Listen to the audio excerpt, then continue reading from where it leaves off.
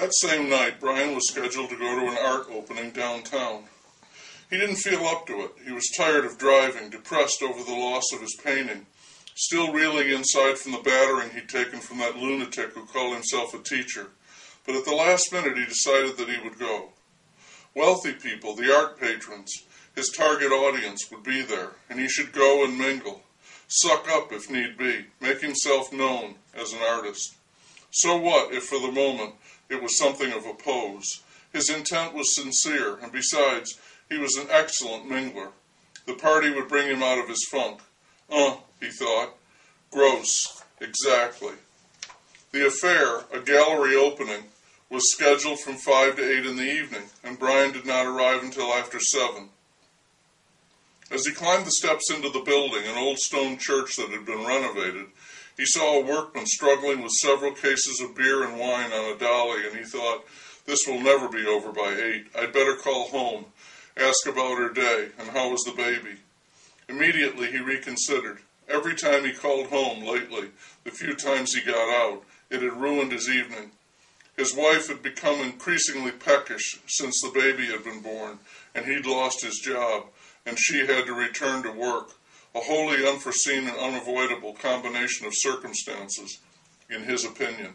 He understood how she felt. She wanted to be home with the baby. He sympathized with her, but he also felt that life took twists and turns. People had to make adjustments, and he failed to see how staying at home every night could improve matters.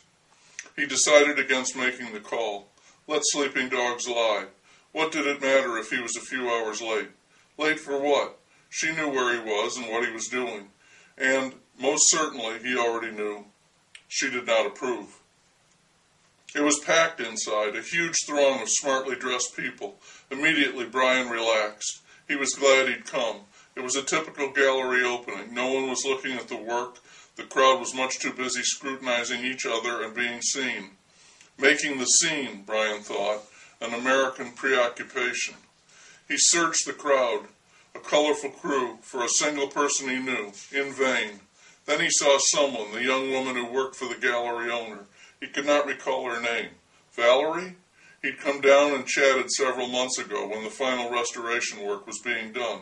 Introduced himself to the gallery owner, a young man of good family, old money, excellent connections. A fellow like that should be able to peddle a lot of work. Now this young assistant, who was extremely attractive and well aware of it, came over and offered Brian her hand. Brian, she said, smiling, so glad you could make it. Wouldn't miss it, he said. He took her hand and smiled in return, racked his brain for her name. They murmured for a moment about the evening, how splendid it was. Then she floated off to make sure everyone had been greeted. Brian, greeted, made his way through the press of perfumed people to 3 tables in the center of a large room that were laden with beautifully prepared food. It looked almost too good to eat as the caterers set it down, but everyone within arm's reach dove in, slicing and scooping with crackers and plastic knives, and in minutes the delicacies were a smeared mess, all the carefully prepared designs and colors run together. Pigs, Brian thought, elegant swine in their pearls. The mess they left on the table reminded him of his palate when Gross had mixed the flesh tones. Salmon dip, he thought, as another color of pain. He could hear Gross scornfully calling out the names. Crab mousse, liver pâté.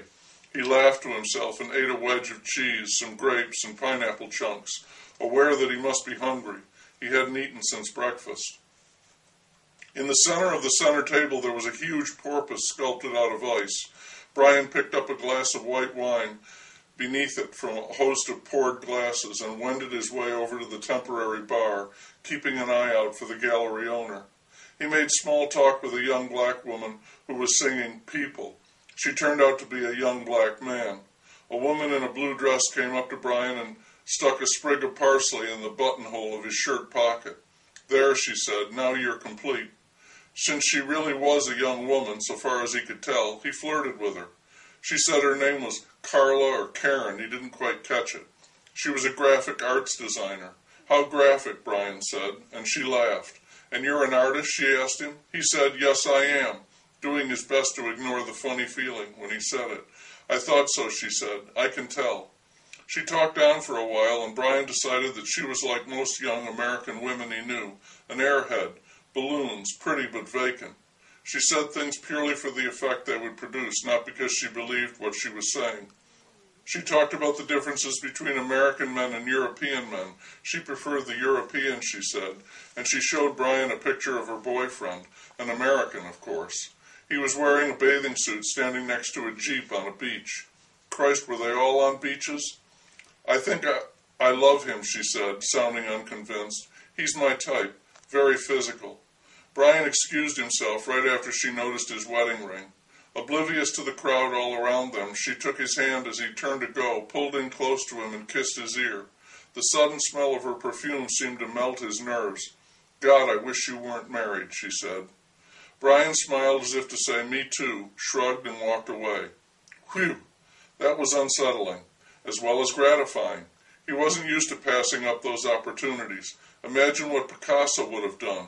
Taken her right there on the floor. Never mind, people would have said. It's only Pablo. Artists were supposed to do the extraordinary, whatever they wanted to do.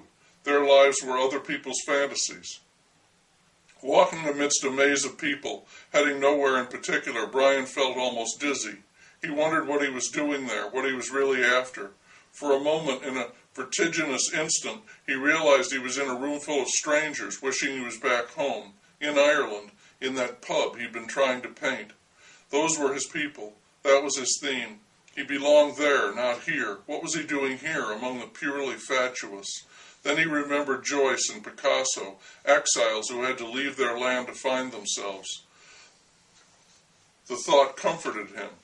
On his own again, Brian did his best to concentrate and inspect the work of the artists. There were 7 of them in the show, the lucky bastards, Brian thought. He wondered how they'd managed it. Who the hell did they know? He liked the work of one very much. Another was interesting. The rest he thought was total crap. All of them were shockingly overpriced. But that was the way, he thought. No one would believe it was valuable art unless you charged a fortune for it. The high price made it artistic.